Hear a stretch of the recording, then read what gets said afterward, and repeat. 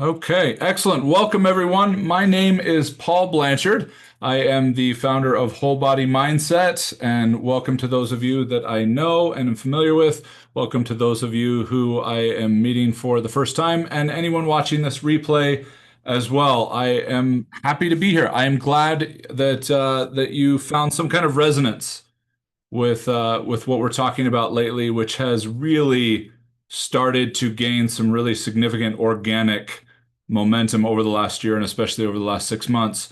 But yeah, for those of you who have not attended a presentation or a workshop or a session with me, I don't tend to follow a totally structured the way you're supposed to do it to get people to buy all the stuff at the end. That's not really a style of mine. That kind of weaves throughout everything that I do. Not that I am anti-persuasion or anti-peak experiences, but I found in the depth of work that people are generally looking to be able to facilitate for those who come to me for mentorship and guidance and those who are wanting to experience in their own lives, they can tend to be a little bit counterintuitive. They can tend to be things that muddy the water unnecessarily. So we're going to dive in today because if you've never been in a presentation with me, an hour is a very short period of time, but I wanted to honor everybody's time today in the middle of the day, in the middle of the week. So let's go ahead and get started to make sure that we stay on track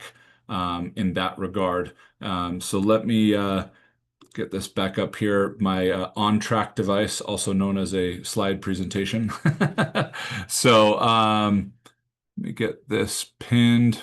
Excellent. All right. So welcome to our workshop today, which I want to be as interactive as possible. So I'm going to keep my chat up so that if any questions come through as we're going along, if anyone has any questions or needs any clarity on anything that I can see that coming through.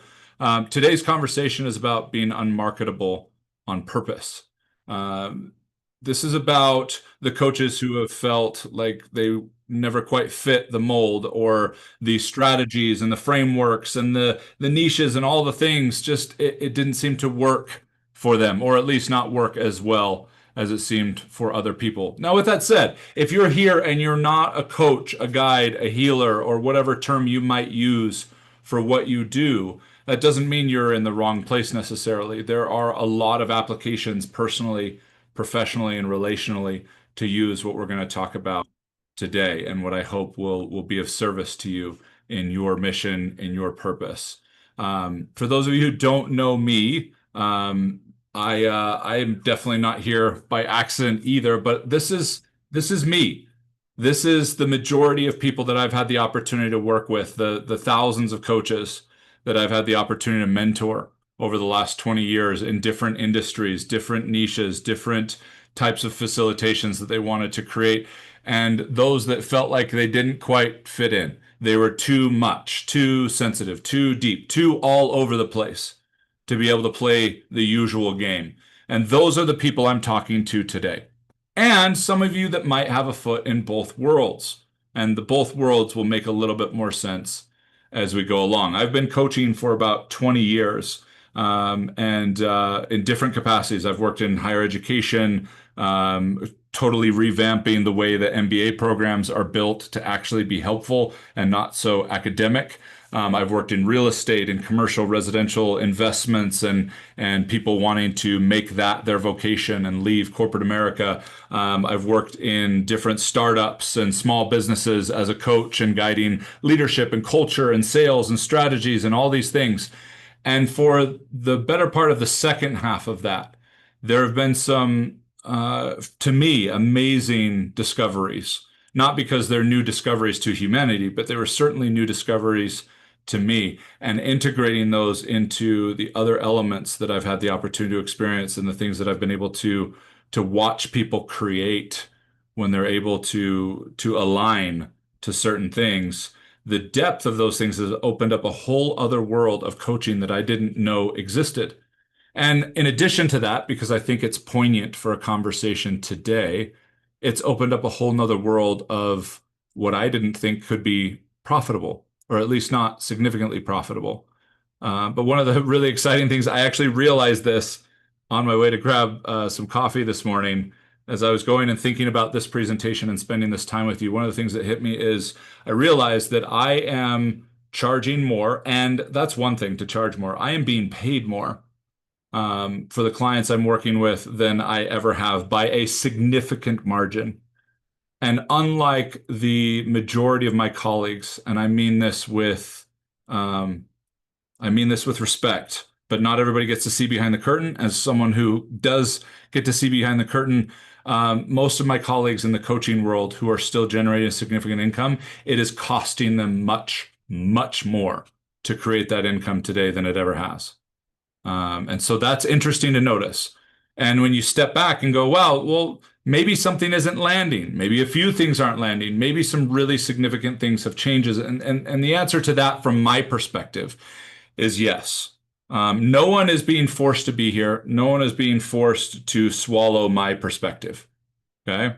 I come here as an offer of a certain angle of things, of some possibly some disruption and whatever that may be. And regardless of what gets said today, I hope that we can start this presentation, start this workshop with a container that I want to share openly with you, but I want to set the container right off the bat that it is also being shared humbly.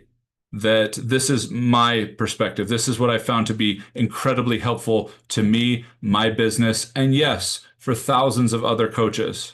Okay, but that's still a drop in the bucket. I am not the authority on the world. I am certainly not the authority on your life, but I am pretty excited about some things that I've discovered over the many years that I've been working and the success that even not years ago, oh, I created all this success and now I teach people how to do it, which is code for it. It was too hard to keep doing it. So I wanted to get paid more to teach other people how to do what was too hard for me to keep doing.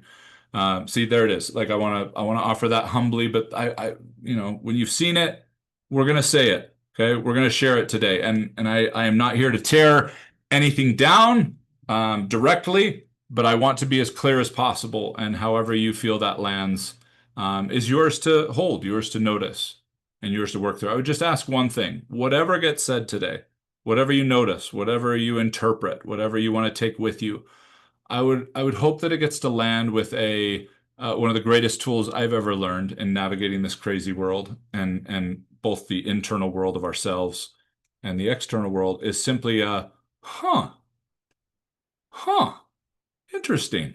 Huh. We are so naturally vulnerable to dysregulation, to picking sides, to creating a life that is way more challenging and inconvenient than it needs to be, because historically that has made us feel like we have more purpose. That has made us feel like it's more of a victory because it was so difficult. And it can be challenging and sometimes comical and sometimes devastating to realize how much authorship, how much influence we have in making life way more inconvenient than it needs to be. And so I want to speak to the people who have felt something that they haven't been able to explain, that have felt to borrow from uh, one of my favorite authors and writers and creators, Fairchild. What is her last name? I can't remember right off the bat. Alice Fairchild, I think. But she talks about being a sacred rebel. I love that term. And I think that's a really cool thing to set the tone with for today is there is a sacred rebellion occurring, if I could be so bold. There have been some really significant shifts in coaching, and whether it's how long I've been in it or the number of big names, little names, and everything in between I've had the opportunity to collaborate with, I've been around the block. I've studied the brain patterns of hundreds of thousands of people. I've worked with tens of thousands of clients, both in providing coaching and mentoring and teaching. And it is with that that I offer the sense of where things are headed and what is happening that may hopefully be really helpful to you. Now, I'm not using super decisive, powerful, persuasive language today, and that's intentional. Because I'm not looking for someone that only responds to persuasion. I'm not looking for someone who goes, oh, he's the expert, so let's follow him. Because that's not the kind of clientele that I teach people to find. that's not as fulfilling for a lot of the people that I've had an opportunity to work with and help create incredible impact in this world. But for those of you who have felt like a sacred rebel, even an insecure one, um, especially an insecure one who was just stubborn enough to keep trying, welcome. You didn't land here by accident. So with that, this is kind of the theme of today's conversation. And there's so much depth to this, and there's so many areas to talk about in this, and I'll do my very best to distill it down in as simple enough of points, and filter not for the sake of editing or redacting, but in terms of honoring the brief amount of time we have today. But first and foremost, performance is out and presence is in. And what's interesting about this, what's challenging about this is I talk to a lot of people who subscribe to this. Yeah, you're right. We need to be more present. However, what's challenging about performance, both in the performance in terms of mimicking or impersonating, as well as performance in terms of accomplishment and in terms of dialing things in and finding tuning, when that is the mode, as it has been for most of us in domesticated society for the better part of the last century, if not more. What's difficult is suddenly performance feels like it's not quite what it used to be. And so what do? We dress it up differently, but it's still the same mechanics. And so I talk to a lot of people who are like, yeah, you're right. We need to be more present. We need to be more embodied. But it's from the performance foundation. It was never rooted out. The weed was never pulled by the roots. And weed is a strong term. I'm not here to say that anything that has been used or any perspective has been wrong. I don't find that to be a helpful perspective. That's more triggering. That's more systemic and creates dysregulation and makes us look at life as either threat or ally, which is how many of us have been conditioned to look at life. But rather, it's no longer as appropriate, and in some cases, no longer appropriate at all. And so just being able to go from a foundation of performance and being like, yes, presence is in, embodiment is in, it's taking the foundation, the building blocks of performance and just putting different wallpaper on it in many cases. And so I hope to give some insights as to why that's been challenging and some solutions to be able to do that differently. But why would you want to do that? One of the reasons is because it seems to be what people are looking for. People are no longer responding to loud the way that they used to. People are no longer responding to vertical relationships the way that they used to. And I'll explain what that means as we go on today. People are no longer responding to persuasion and the peak experiences that they feel like they need to keep chasing like a drug. These are major problems in the coaching industry right now. And in fact, the majority of the coaching industry is built on something I literally saw this morning in a video that was really, really interesting. I want to take an opportunity to show you this if I could. I'm going to draw something out for you that I saw literally this morning, and it sums up so much of what is out there right now. And again, not to say this is bad, but it's no longer landing.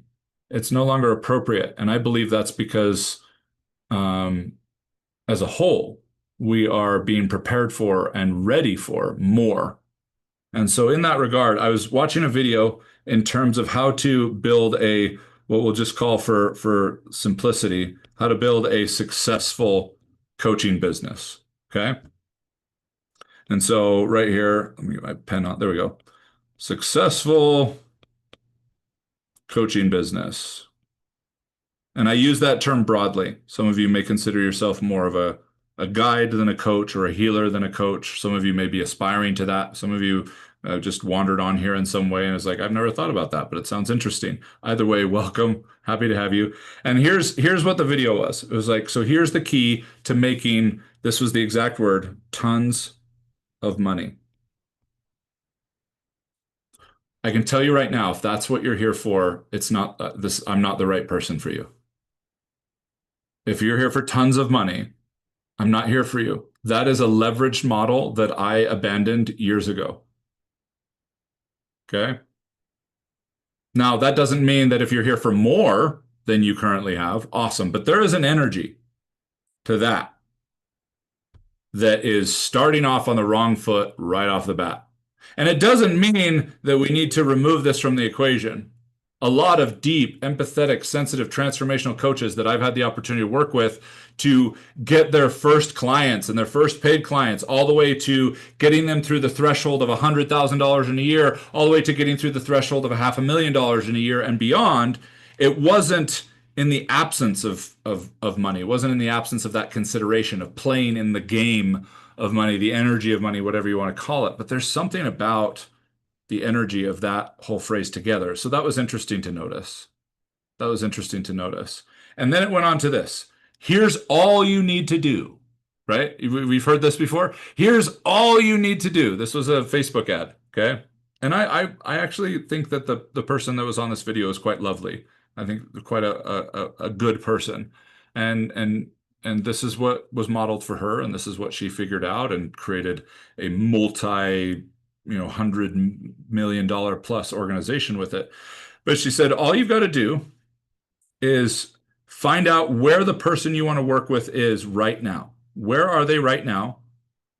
And what result do they want to have? A to Z. Where are they right now? And what result do they want to have? And then all you have to do is build 3 to 5 steps. And she literally said this, that sound sexy, and then offer it. And that's it. That's how you make tons of money. I've been studying the brain, neuroscience, the body, somatic experiencing, mystical, shamanic arts, philosophy, psychology, therapeutic resources, archetypal psychology. I mean, the list goes on and on. And and that comprehensive picture, I've had the pleasure with mentors and practices and incredible opportunities to paint the picture of how transformation actually occurs, both in the nervous system and the body and everything else. This is a massive disregard of how transformation actually occurs. Okay? First and foremost, assuming you know where someone is at right now is a missed opportunity. It's why one of the things that I teach the kinds of coaches that are attracted to this kind of conversation is to let go of the niche, let go of the archetype. That's something for a different kind of coach. That's something for maybe this type of coach, okay? Which wants to create an A to Z process that they can sell for tons of money, which most of the ones that are out there, this might be one of the more bold things that I say today, and just because of the energy that's behind it for me. It may not sound that bold for you, but it can be a little painful to watch. Most of those models are about making tons of money by convincing other people you can make them tons of money, by convincing other people you can make them tons of money, by convincing other people that you can make them tons of money. Now, have people learned a lot about themselves? Have people gotten quality information in the pursuit of those? Have I spent hundreds of thousands of dollars on those systems and those seminars and those things? Absolutely. Am I here wanting to revolt against that and wish it never happened? No, it's shaped me. It's beautiful. But I'm talking to the people that are ready for what's next. I'm talking to the people who are ready to find the thing that is more resonant than it is impressive. That's a really important piece right there. That is more resonant than it is impressive. Being impressive has been an effective tactic for a while, and it just isn't anymore. I've seen the numbers. I've seen the amount of ads, the amount of investment it takes to get the same income from some of the biggest names out there, and it's wild. It's wild. They're still holding their balance sheets where they are in terms of gross total, but the net is like, wow. And so the opportunity to shift that a little bit starts here. It starts with understanding a slightly more, not slightly, a significantly more comprehensive overview of transformation. So rather than imagine an archetype, convince people they're that archetype, give them 3 to 5 sexy steps to get the result that, if I'm speaking a little bit more clearly than it was said in that video I saw this morning, to help them experiment with what they think they might want as a result. But I mean, Rene Girard, who wrote some unbelievable theories about desire and about what we want, talking about the fact that most human beings walking around don't want what they want. They want what they've been taught to want. Interestingly, everybody, I want you to listen to this, okay? In his theories, in his work, in his research, the most powerful thing to help someone be able to experiment with, practice, explore, and find their actual genuine desires and to be able to facilitate it in someone else is empathy. It's empathy, which is a sensitive, vulnerable thing. Um, and so being able to understand this just a little bit deeper before we go too much further is really important to me. And some of you have seen this before, but this is the person that you may get the opportunity to work with. This is also you. And this is a framework that I wish I had had 20 years ago. But at the same time, it's been a really fun treasure hunt to explore all kinds of other rooms and all kinds of other possibilities in the process to land right here with all of you today.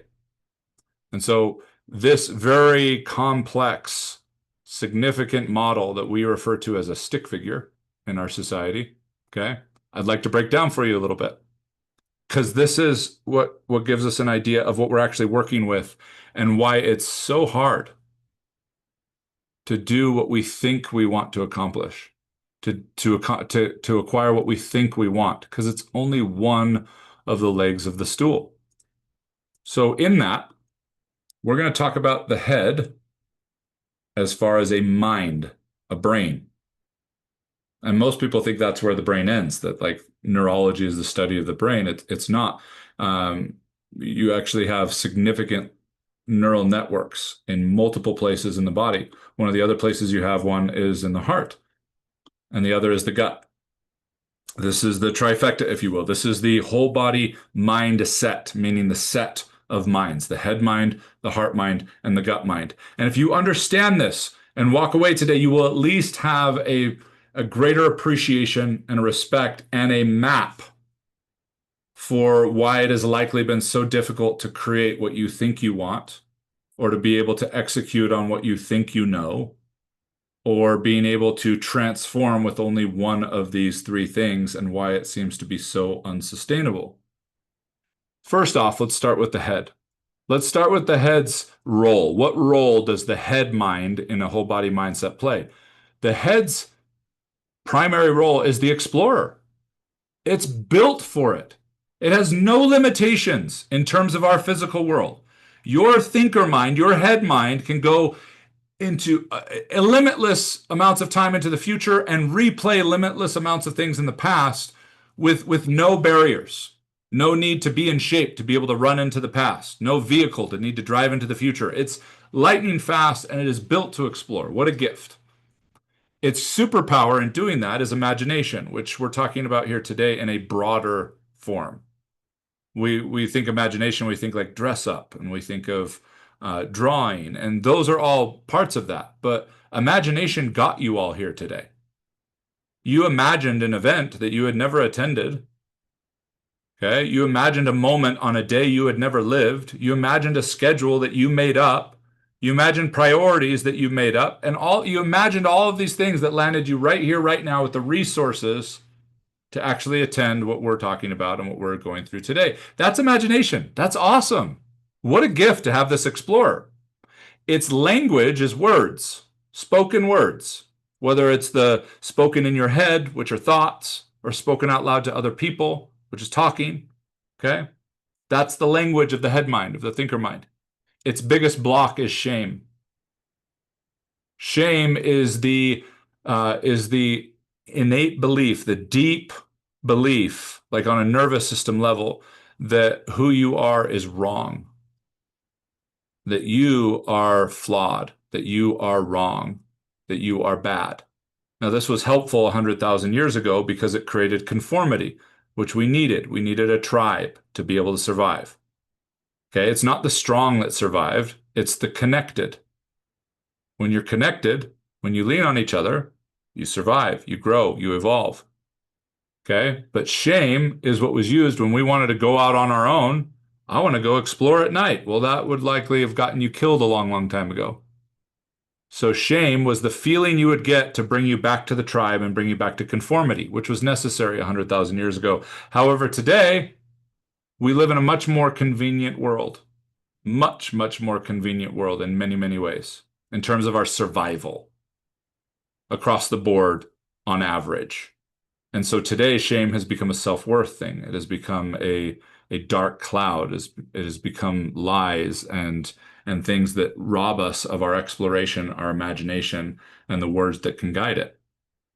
And it robs us of achieving the greatest goal, the singular goal that the head mind has, and that's to be creative, to create things, create relationships, create experiences, create books, create stages to speak on, create messages, create whatever you want, inventions, everything in between. Now, the heart is the guide. Now, this is significant biologically, even. The heart in embryo is formed first in the baby. And then it actually lends tissue, the blueprint, to the head and to the gut to create its neural networks, to create the brain and the gut. So it's interesting to notice that sequence. The guide is right in the middle. It's the mediator. It's the one connected to the infinite or the eternal, I believe. Its superpower is intuition. So now we've got imagination and intuition. Its language is feelings. It's the unspoken conversation. The unspoken conversation. Its biggest block is attachment wounds. These are some of the more difficult inner work things to work on. Attachment wounds are oftentimes created pre-verbal and pre-memory. And most of us are trying to work in personal development, personal growth, business development, relationship growth, relationship development with all the things we've learned post-memory and post-verbal. And it puts us at a pretty significant disadvantage in a lot of ways. And so attachment wounds are these responses in our nervous system to how we believe we get love. How do we deserve love? Are we worthy of love? And that love is a relatively new term, and access to it is relatively new. When we were in pure survival mode, watching out for lions, tigers, and bears outside our cave every day and hoping we might find food to not starve and die a long, long time ago, okay?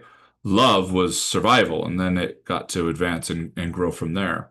So we feel it today in terms of social attachments, but it's still, if you follow it all the way down, it's still drawn to death. The fear of not being loved, the fear of being excluded in this way in your attachment wounds is the same as the fear of dying. Then its ultimate goal, the ultimate goal of the head mind is to be creative. The ultimate goal of the heart mind is to be authentic. The gut is the protector. Look at this trio. We've got an explorer in us that has its own neural network, its own language, its own gifting, its own superpowers, some of its own kryptonite, okay? We've got a heart mind that's this guide, and we've got this gut that is here to protect. What's the superpower it uses to protect? It uses its instincts, the fastest operating things that we've got, because it doesn't need the mind. It doesn't need the mind. In fact, it doesn't actually understand the mind in a lot of ways, which is ironic because we live in a head-mind society, meaning our head mind has tried to take over the other two and then occasionally rations out a little bit of, well, here's a little bit of responsibility, heart. We want to feel some things. No, here's a little bit of gut. We don't feel safe, but it's all story-based. And stories are words and spoken. So stories are the head mind. Most of us, you look at the heart mind feelings, most of us have no idea how to actually feel our feelings. We feel the stories. We feel the projection of our feelings, the head mind's interpretation of our sensations and our feelings in our body. And then on top of that, we've got massive dysregulation in the gut, which is there to protect us. It's the fastest firing mind that we have, and yet it's dysregulated in most cases. It's in fight or flight, at least a mild state of it all the time. How can you not be if you look around a little bit? Its language is patterns. Patterns take time. Patterns don't respond to explanation, rationale, morality, or ethics. Your protector and its instincts have been shaped by the patterns of your life, well, the ones you are conscious of, and more likely the ones that you are not conscious of. And those are some of the most difficult ones to unwind, but it is the foundational piece. The heart may have been formed first, but the gut is the foundation. If you don't feel safe, which is the ultimate goal of the gut mind, if you don't feel safe, and this is not the safe of like, I feel safe to tell you some things. This is safe like the forest isn't on fire, so I can sit down and take a breath. Oftentimes because of trauma, which was a acceleration of energy in the body to be able to protect ourselves, to fight or to run away. And then we didn't get an opportunity to use or release or process that energy on a biological scale, on an actual physiological level. And so the trauma wasn't what happened. That's where we have some really interesting challenges in some of the therapeutic areas of the world. You got Bessel van der Kolk and Peter Levine and amazing humans coming out with more and more insight about trauma, that it's not what happened. It's not the story. It's not the narrative. And it's not that that's irrelevant. We want to be really sensitive to that. It's what happened inside. It's what got stuck inside. It's the energy that didn't get an opportunity to be used or released, or it was just too much, didn't have the tools or the patience or the ability to be able to allow ourselves to process that. This is what we're working with. If you are deeply empathetic, naturally sensitive, you have felt like you are too much, you have some really amazing attunements to this whole map. And that's why it's probably felt more difficult for you. That's why you've probably felt like an impersonator more often than not out there in the market and in the place. Because some part of you knew there was more to it than just coming back here, if I could. There was way more to it than this.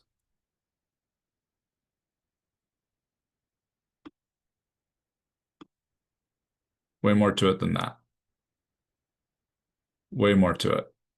Way more to it than tons of money. I like money, don't get me wrong. I think it's a super fun game to play. It's a meaningless game, but that's what makes it so fun, to use it to discover what meaning you were taught to give to things. But it's a really fun game to play. And I'm also not against sexy. I think sexy's rad. I think there's a lot of cool ways to do that. I like to have fun. I like things to sound cool. But for those of you who have thought like, okay, there's more to this.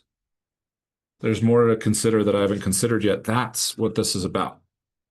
And more so than I've ever seen. You know, there's some things about this in preparing for this conversation and this content, if you will, that was like, there's a new way. This isn't new. The things we're talking about here today have been here for a long, long time.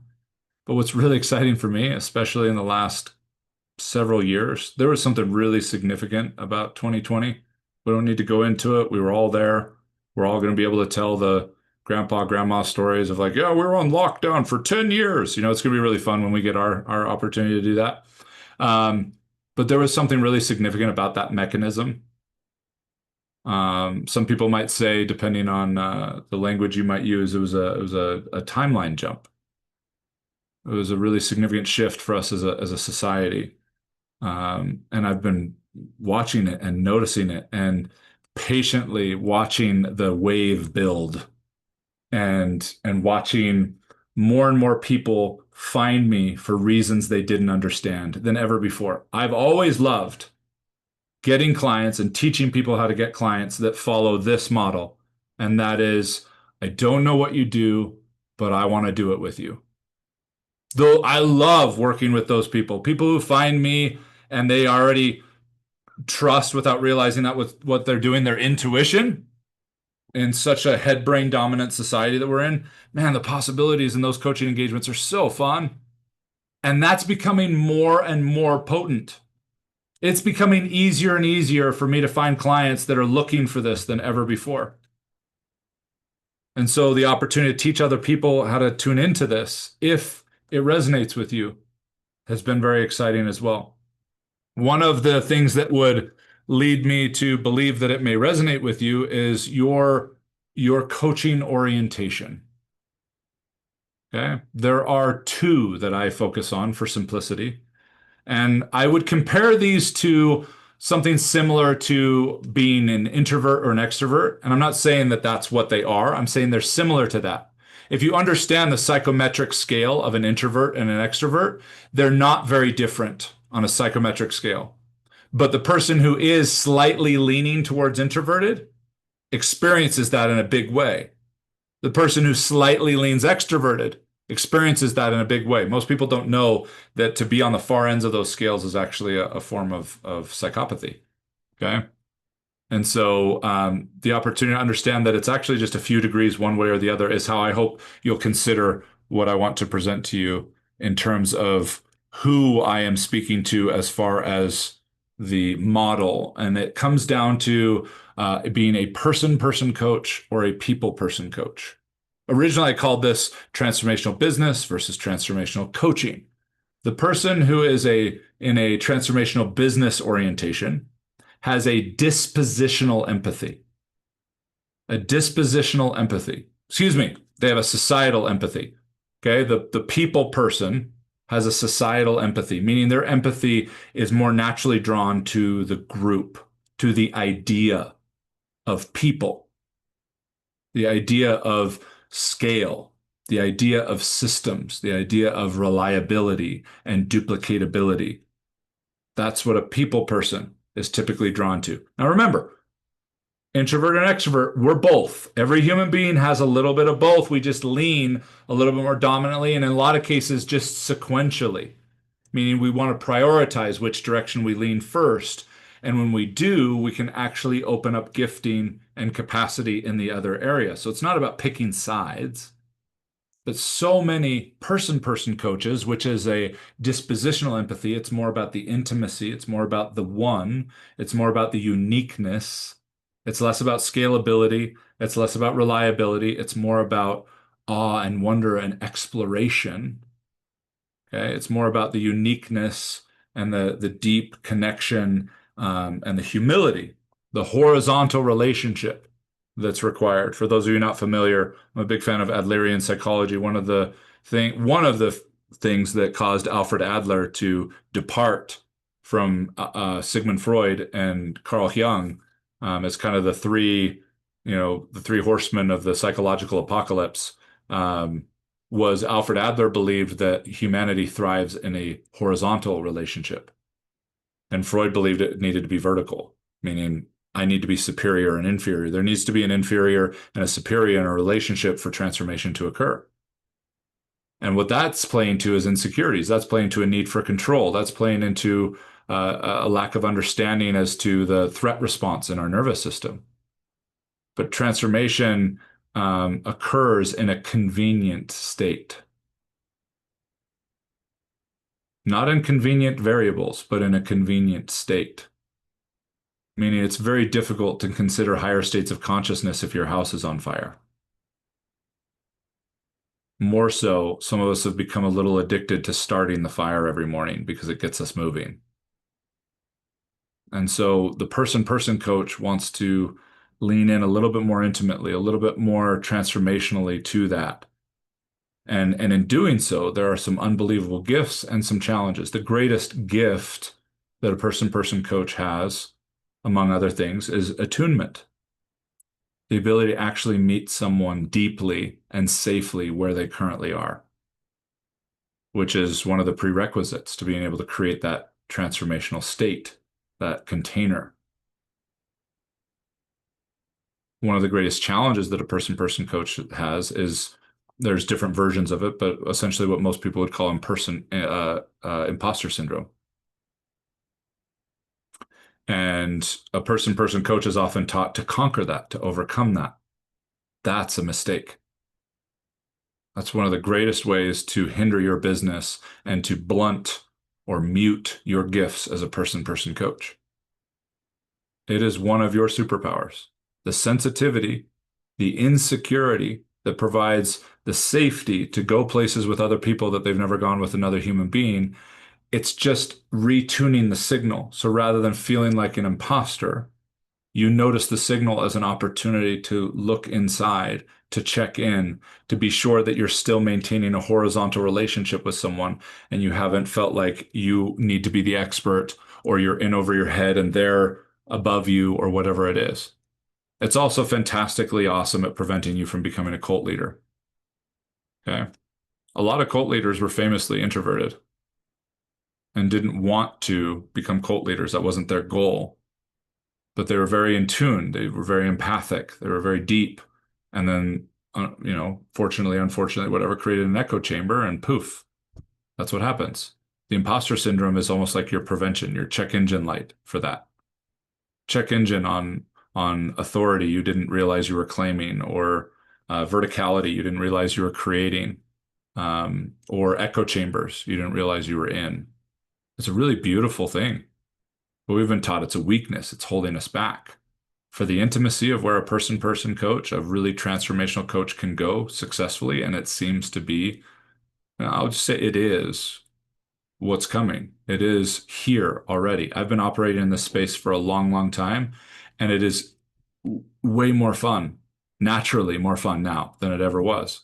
Because now it's not something I need to make a case for why like continuing to chase the shiny little things continues to frustrate you, and yet the economy's good enough or your life's in a good enough place that you don't mind the pain of doing that over and over and over and over again. And suddenly now all those factors are thinner.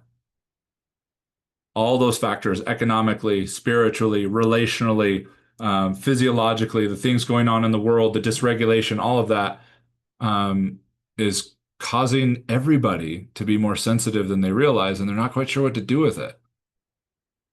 And then suddenly you show up and they feel a resonance that they're not quite sure what it is, but it's different from the loud, from the persuasive, from the other elements. Even more so than that, the resonance reaches much further than any marketing strategy could that you could possibly have as a person-person coach. As a person-person coach. So as you continue to lean into that and consider that, everything changes.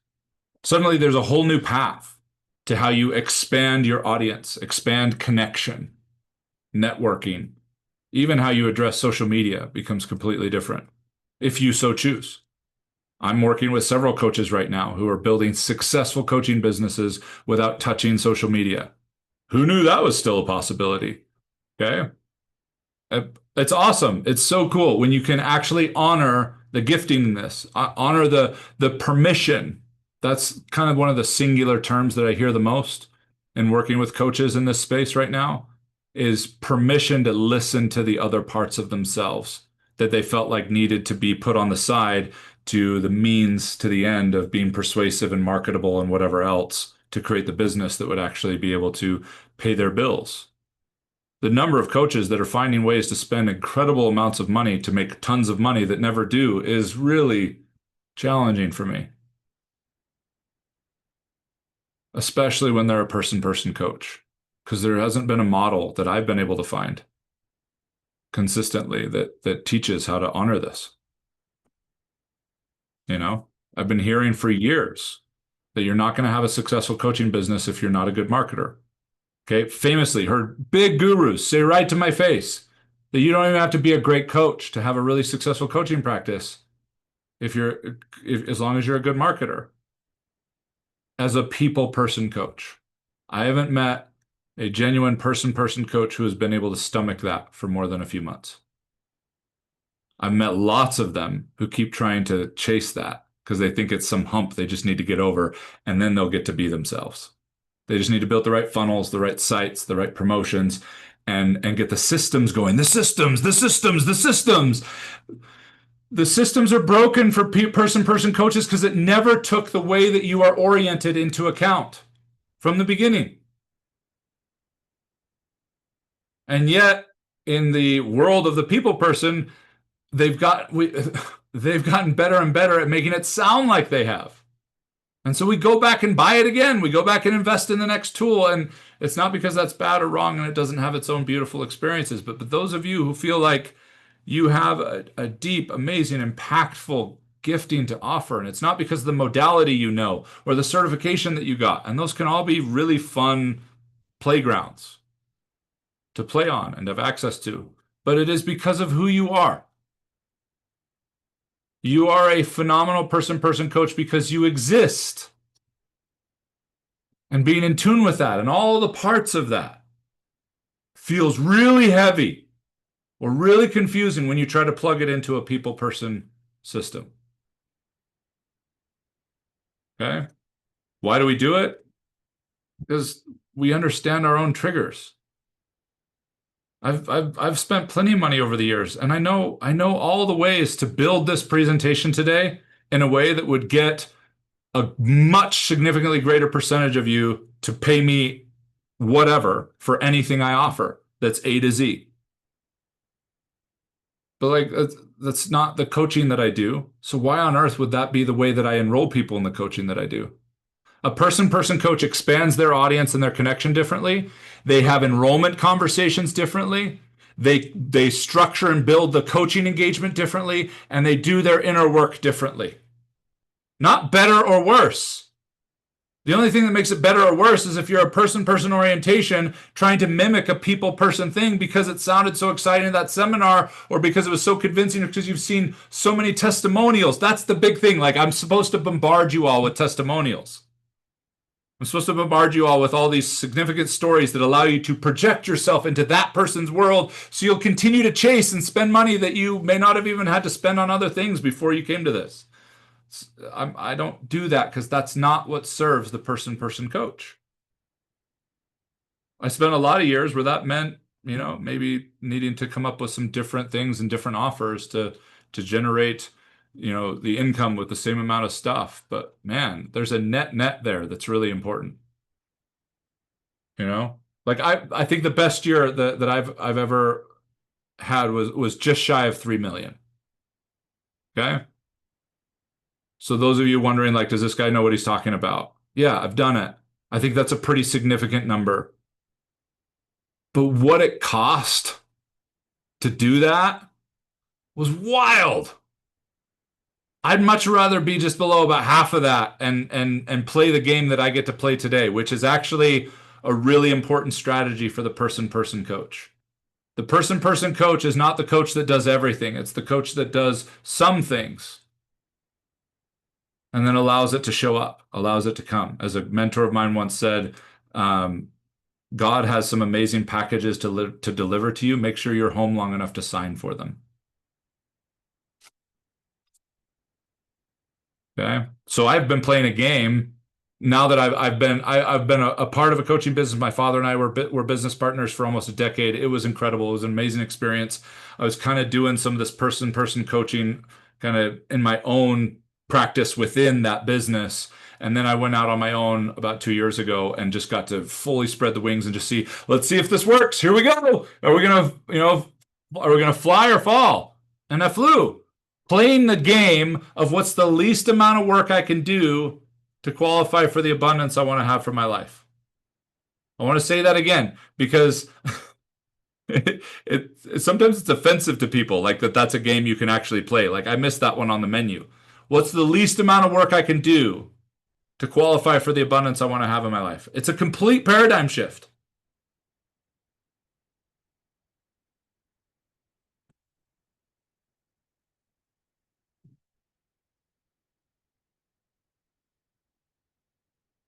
Okay.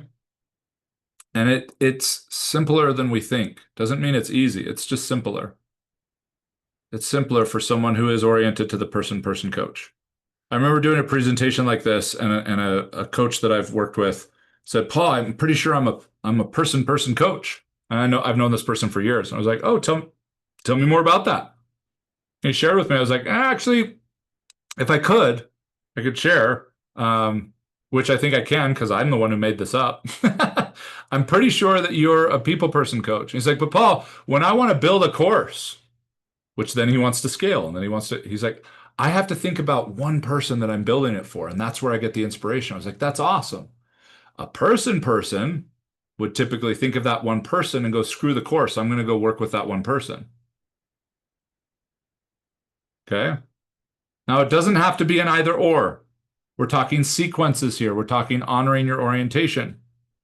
Okay. I am probably more sequentially an introvert first and then an extrovert. And if I don't prioritize the introvert elements in me, then it gets really unnecessarily taxing and suffering to try and do the extrovert stuff. Same thing with people person for a lot of us. I do people person things in my business and in the things that I do, but the sequencing, the priority is the person element. That unlocks a completely different game to play. Not a game that makes you tons of money. And I guess that's relative for everyone. So let's define that. What would tons of money be? Well, I shared 3 million. I would consider that to be tons of money. 10 million, 50 million, 150 million. I've worked with them all. I've seen behind the curtain of these operations and I haven't been behind the curtain of any of them that don't have good intentions. Even the ones that have like schematics for how to get the most money from people that attend an event. Like it's wild, the psychology and the triggers and the NLP and everything that goes into doing that. However, but even with that, and as much as that made me sick, in my own preference, they're still there wanting to serve. They're still there wanting to serve. So I'm not here to tear any of that down. I'm just to say that if you want to make more, I've found in the coaches that I've worked with pretty confidently that about that 150 to 400,000 a year range is very doable with the person coaching model. And it doesn't require a whole lot of bells and whistles in marketing. It doesn't require funnels. In fact, I've worked with some coaches who didn't even have a website, were able to land in that range. It fits. It resonates. And not only that, the thing that I always wondered if it would ever come around, there's now a very abundant audience for the person coach approach. There's a very abundant audience for deeper work. And there's a huge gap in the market for what I consider myself, and that's a concierge to the weird. People are more curious about the weird than ever before. They just don't want to learn about it from someone who like is weird. Like that's where they live. You can't get 5 seconds into a conversation without them reading your aura and talking about aligning your chakras. Like all that can be cool, awesome, whatever. But like meet them where they are. Use your person orientation to allow someone to be seen rather than impressed. To be able to have an unspoken conversation, that alone, if there was only one thing I could teach you that I teach in the person coaching project, is how to have unspoken conversations. That alone is a significant game changer, both in the transformational results for your clients and in the results in your business of enrollment, of generating income. I had a couple of coaches in this last group that I had who shared with me, like, I've been investing so much in myself. It's been so amazing. I just want to check to see if, okay, I knew one of them might be here, but she's not. But on the side of that said, but I really need to start getting clients. You know, I really need to, like, savings is going down. I don't want to pull out investment accounts, whatever. I really need to get some clients. And just teaching the unspoken conversations, 3 clients paid for, came on the line a few weeks after that saying it worked. That one alone is worth the whole attunement to the person coaching method. So we are coming to the end of our time together. So I want to kind of land the plane a little bit and then save some time for any questions that anyone might have. So what do we do with this? Could I have presented this in a clearer, more constructive way? Sure. I'm sure I could, and I'll work on that. But with that said, if you feel like you've been too much or too sensitive or too deep or too all over the place, not structured enough, there's a good chance you're a person coach. There's a good chance there's some part of you calling to make a bigger impact and wasn't even sure whether you could make that impact and be profitable. And for whatever reason, I seem to have been given or downloaded or created or all of the above a method for being able to do that. That after 20 years of looking around, 20 years of trying to find what felt like me, seem to have has come into fruition in a way that I'm not going to turn around and do what most people person coaches do. And that is, I'm not going to teach you how to do what I've done. I'm going to teach you how to find you. Because that's what most person coaches want to do, is teach other people how to find them. Not the projection of you, not the I get it, I know it, I'm embodied now, when really it's a thinker mind's projection of the body and you're not actually in the body. Those are two different things. It's taken a lot of work and somatic experiencing to realize the difference between a neocortex projection of embodiment versus real embodiment, but you can feel it. And not when someone's facilitating it. When someone's facilitating a modality or a gift that they have, it's almost like it can be a bypass, and I don't mean that in a bad way. But when you interact with them when they're not facilitating something, that's when it's still, when there's no reason to present, there's no reason to be on. That's when you can feel it. And that's the most important space for you to be able to feel it. And person coaches, I'm finding, are built to unlock that. And people are hungrier for it than they realize. And the results of teaching this over the last 6 months, really intentionally, for the last several years, intuitively, are speaking for themselves. So for those of you who would like to consider this, would like to dive deeper into this, it's rather simple. All you've got to do, and I'll put this in the chat, all you've got to do is go to wholebodymindset.com/next. And this is it. This is literally the web page I'm showing you right now. I'm just going to type this into the chat just so it's really easy. So if anyone didn't hear me properly, wholebodymindset.com/next. And two simple options. One, you're new to this, or we haven't ever dived deep into this. Cool, let's connect and explore. If we've never had a one-on-one, we've never been able to explore your thinking patterns, we've never been able to explore what you want, what's tough about being you, then let's start there. I would love to. I'd love to have that opportunity to explore that. For those of you who have done that with me, and it's time to, or get off the pot, as they would say, it's time to actually dive in and declare the shift that you want to experience, then door number 2 would be the way to go. Would be to join the person coaching group experience, which is taking you through the building blocks, the strategies, and the elements of expanding your connection, building your audience, whether you have one or don't, completely overhauling from the roots the way you have enrollment conversations with people, both out in networking and both in a formal conversation with someone about possibly working with you. Being able to reframe how you build your engagements, both in what you're offering and both in how the actual coaching sessions go and what you do and how you construct those in a way that allows you to trust your person coaching orientation far more than the certification or the program you're offering. Not that those are irrelevant, but starting with you and your natural gifting and then having those as tools is really important. And then reframing the inner work that actually supports the growth of you and your person coaching business. We go through those on one level, and then we circle back and we go through them again at a deeper level.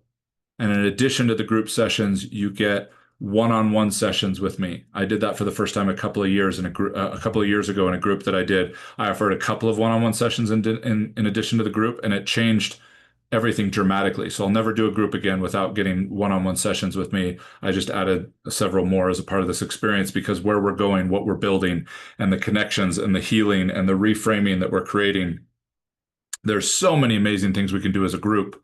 But what really connects the dots in addition to that is the one-on-one session. So person coaches are generally want to be one-on-one coaches, not as the only thing they do, but definitely as a staple. And if any of you are like, I don't know that I want to do that, it may be that you just haven't had permission to be a person coach. And trying to do that has been exhausting because you've been trying to assign it to a people person framework. Okay. So, and if you're not sure about that, then door number 1, let's connect and explore. Let's talk more about that. Let's make this about you more than I can make it right here in this webinar. And those of you that are ready to rock, door number 2. You've interacted with me before. You've been circling my orbit for a while. Maybe we've done some things in the past, and it's time to dive in. Door number 2. So I would love to stick around for some questions for at least a few minutes, but my hour is up for today.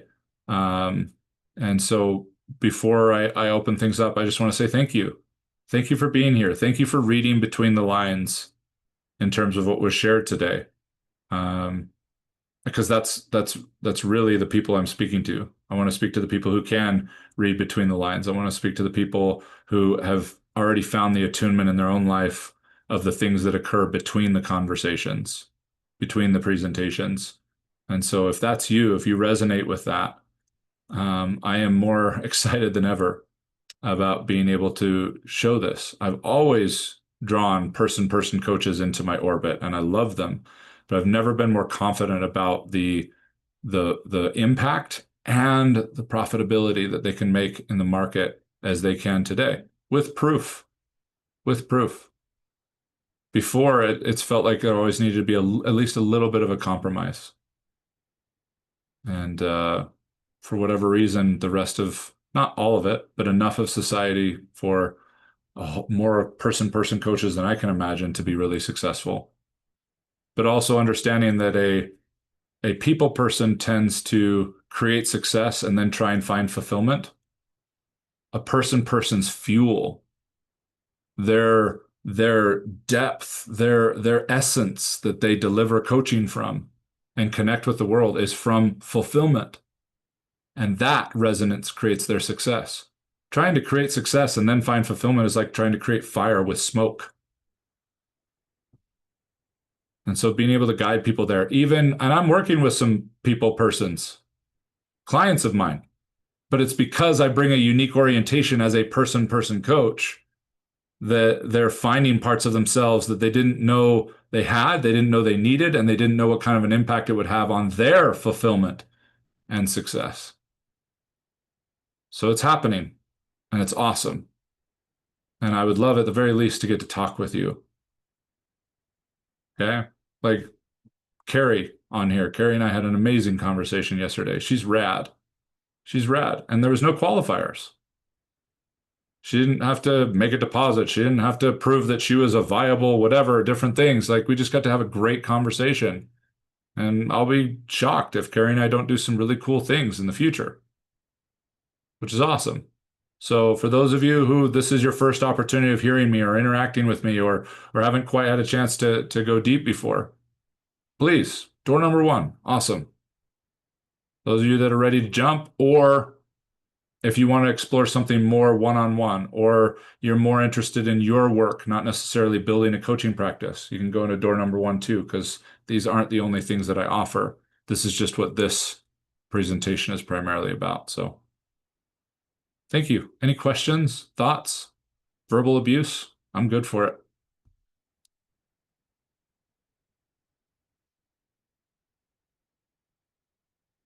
You can put it in the chat, or I believe there's you can go to the React and hit raise your hand. And I'd be happy to take you off mute if anyone has any questions that would be supportive. You're welcome, Bree. Thank you. You're welcome, Melissa. Thanks for being here. Hey, Paul. Yeah. The group sessions that you're doing, how many weeks commitment is it? So they're 8 sessions. They're every other week. Over the years that I've done coaching in groups, I find a weekly commitment is like being on a treadmill. And it's like, oh, I just learned that, and now we're learning more. How do I? And so every other week gives some really beautiful room to breathe. And that's 8 weeks, and then it's 4 one-on-one sessions with me that you get in addition to that, and you don't have to use all of them. In fact, most people did one early in the group sessions, one later in the group sessions, and now we're going through, and now they're getting their 3rd and 4th afterwards for deeper integration and kind of more specific work for them and their approach. If you don't have a coaching program, if you don't have strategies for what you're going to coach on and teach, I don't mean to diminish it, but that's the easy part. It's ironic to me that in the people person world, what we're willing to pay the most money for is the easiest thing to create. And that's been the case for a long, long time, but society's shifting and now more and more people are willing to pay the money for the more difficult things. That's fun to watch because they tend to be the more rewarding ones, long term, especially. You're welcome, Diana. Thank you.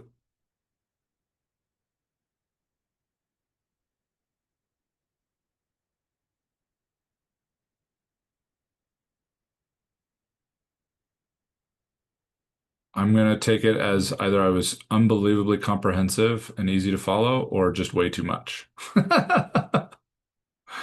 Bree's like, yes. The answer to that question is yes. Thanks, Dan. I appreciate that. Thank you.